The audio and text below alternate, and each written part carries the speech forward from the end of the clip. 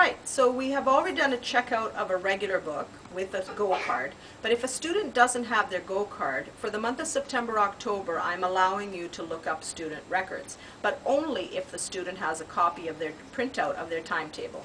You're not going to look up a student's name just because they tell you who they are. They have to have a printout of their timetable.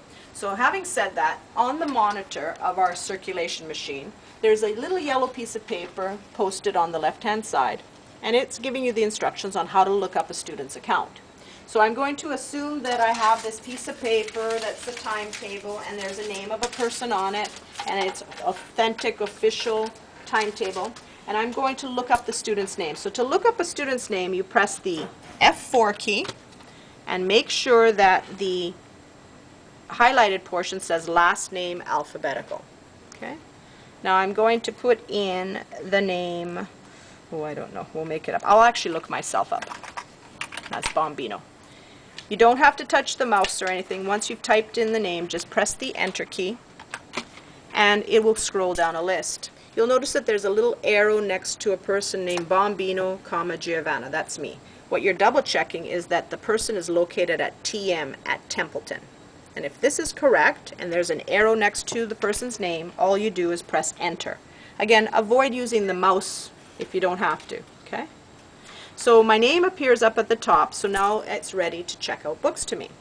Now we're going to do a checkout of a book, and again, the very first thing after you've looked up the person's name or scanned their card, you're going to check the book for damages. Well, I'm looking at this book, and I'm very picky. I'm Miss Bombino, and I'm very picky about my books. So you'll notice here at the bottom that there's a little bit of a damage to the cover. So this is when I would take a pink slip for the damaged slips, and there should always be a pencil around, and I'm going to just put a little check mark for where it says cover. It's not really torn, but it's curled. So that's when I'm going to put a check mark.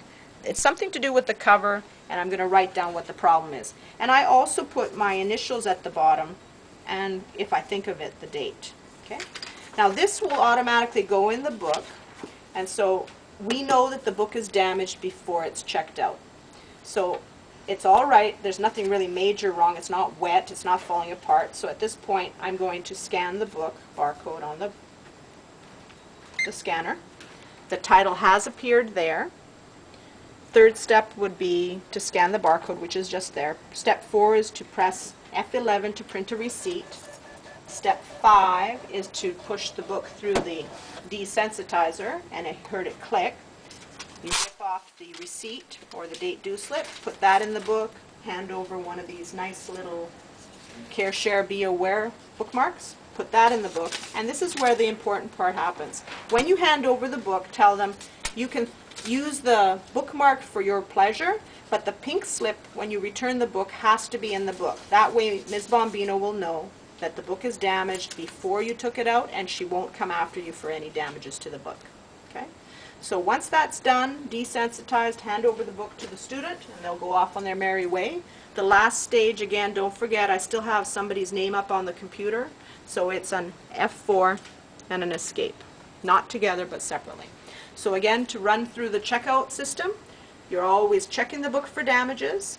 You're either looking up a student's name or scanning their Go card. You're going to scan each item and make sure the title appears on the screen.